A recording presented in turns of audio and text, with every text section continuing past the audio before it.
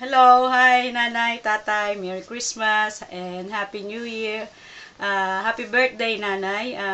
Ang wish ko lang sa birthday mo ay best of health and maging happy ka.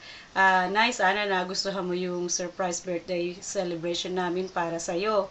Um, Napag-isipan lang namin to ng mga anak mo para na mabigyan ka ng yung first celebration mo kasi yung birthday mo palaging New Year, so mahirap i-celebrate.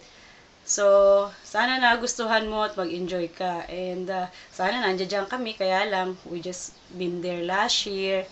And pupunta ka naman uli dito next year O ngayon, 2015.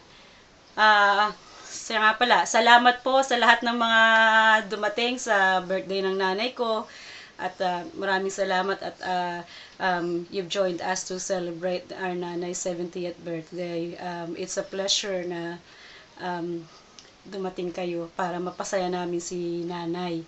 Sa mga kapatid ko at sa mga hipag ko, salamat sa pag-organize sa birthday ni nanay, lalo na kay Vanessa at kay Winchell. Maraming salamat sa inyo, sa mga kapatid ko dyan, si Gigi, si Bitoy, si Iteng, at si Totoy kahit wala siya dyan. Yes, yun lang. Merry Christmas and Happy New Year again, nanay. Happy birthday.